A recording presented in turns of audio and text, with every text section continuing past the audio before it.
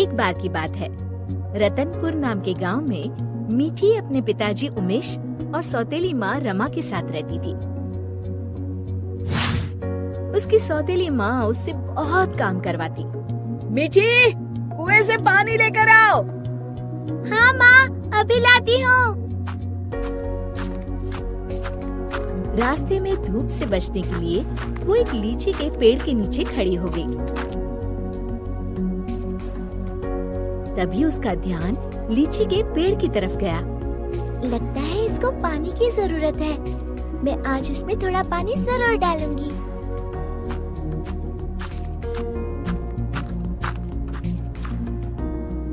लौटते समय मीठी अपने घड़े से थोड़ा पानी लीची के पेड़ में डाल देती है।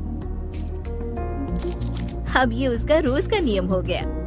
जाते समय थोड़ी देर रुकती और आते समय थोड़ा पानी उसमें डाल देती। उसी पेड़ में एक चुड़ैल रहती थी। इतना ठंडा और मीठा पानी बड़े दिनों के बाद मिला है। एक दिन चुड़ैल ने सोचा, क्यों ना इस लड़की को दोस्त बनाया जाए। बहुत दिनों से मैंने कोई इंसान नहीं खाया। और वो मीठी की हम उम्र लड़की का रूप बनाकर कुएं पर बैठ गई। क्या नाम है तुम्हारा? मीठी। और तुम्हारा? अम्बी। अम्बी? अम्बी तो खट्टी होती है। तुम मीठी और मैं खट्टी, मतलब मीठी खट्टी। नहीं, मीठी खट्टी नहीं, मीठी अम्बी। दोनों खिलखिलाकर हंसने लगती है। अरे, मुझे तो तुमसे बातें करके बड़ी देर हो गई। और जल्दी से घड़ा लेकर घर के लिए चल दी। थोड़ा सा पानी उसने लीची के पेड़ में भी डाल दिया। चुड़ैल बहुत दिनों से अकेली रह रही थी। उसे मीठी का साथ अच्छा लगा। वैसे मीठी अच्छी लड़की है, क्यों ना इसे अपनी दोस्त बना लूं। ऐसे ही रोज मीठी और अम्बी कुएं पर मिलती और ढेर सारी बातें करती, खूब हंसती, खिलखिलाती। एक दिन, आज तो बड़ी देर हो गई, मीठी पानी लेने नहीं आई। क्यों ना उसके घर जाकर देखूं।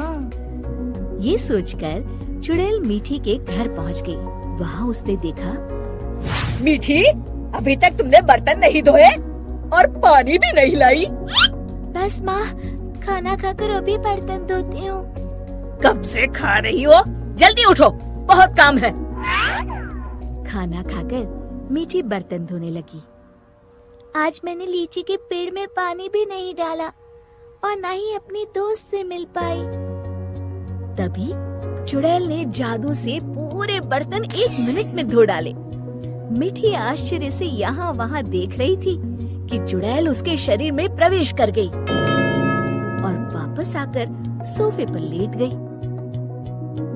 अच्छा, तो राजकुमारी आराम फरमा रही है। बर्तन कौन धोएगा? धुल गए। रमा को मीठी की आवाज भारी सी लगी। अच्छा, जादू से धोए हैं क्या? हाँ। अब झाड़ू कौन लगाएगा? कपड़े कौन धोएगा? तुम। और कौन? अच्छा, तो मुझे जवाब देती है। ये कहते हुए रमा ने मीठी का हाथ पकड़कर झकझोर दिया। पर मीठी रोज की तरह रोई नहीं, तो रमा को और तेज गुस्सा आ गया। मारने के लिए आगे बढ़ी ही थी कि मीठी ने उसका हाथ पकड़कर गोल घुमाकर छोड़ दिया। रमा तेजी से गोल गोल घूमने लगी। कुछ देर तक घूमने के बाद रमा ने एक बार फिर हाथ उठाने की कोशिश की। इस बार एक धक्के में रमा घर के चारों कोनों में टकराई और फिर एक कोने में जाकर गिर पड़ी। अब जाकर कपड़े धो। जाती हूँ।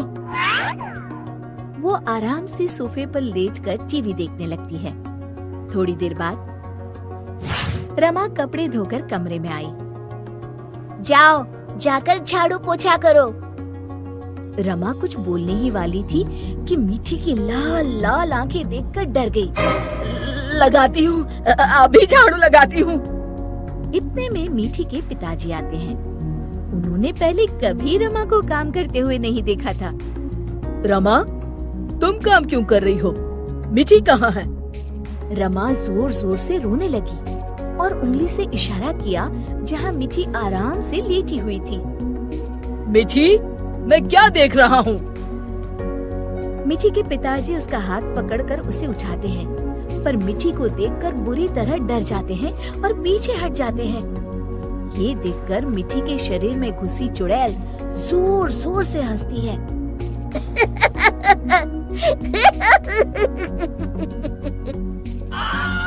उमेश समझ जाता है कि मीठी पर चुड़ैल का साया है। कौन हो तुम और यहाँ कैसे आई? तभी चुड़ैल मीठी के शरीर से निकलकर लहराती हुई सामने खड़ी हो गई और गूंजती हुई आवाज में उसने कहा, मैं अम्बी हूँ। क्या कहा? अम्बी मतलब लीची वाली चुड़ैल? हाँ, और मीठी मेरी दोस्त है। तुम लोग उसे बहुत परेशान करते हो। मैं तुम सबको खा जाऊंगी। उमेश और रमा डर के मारे थर थर कांपने लगे। हमें माफ कर दो अम्बी, आज से हम ऐसा नहीं करेंगे। हाँ हाँ, हमें माफ कर दो, आज से हम ऐसा नहीं करेंगे। मैं कसम खाती हूँ, मीठी को अपनी सगी बेटी की तरह ही रखूंगी। नहीं, तुम सब झूठे हो। अम्बी को बहुत गुस्सा देखकर मीठी बोली, नहीं नहीं अम्बी, तुम मेरी अच्छी दोस्त हो ना। मेरे माँ पिताजी को कुछ मत करो। नहीं, इन्हें सबक मिलना जरूरी है। तुम्हें मेरी कसम। ठीक है, अभी छोड़ देती हूँ, लेकिन जब भी तुम्हें मेरी जरूरत हो मुझे बुलाना, मैं फौरन आ जाऊंगी। और फिर उस दिन के बाद से रमा ने कभी मीठी को तंग नहीं किया। शिक्षा, हमें किसी के भोलेपन या मजबूरी का नाजायज फायदा नहीं उठाना चाहिए।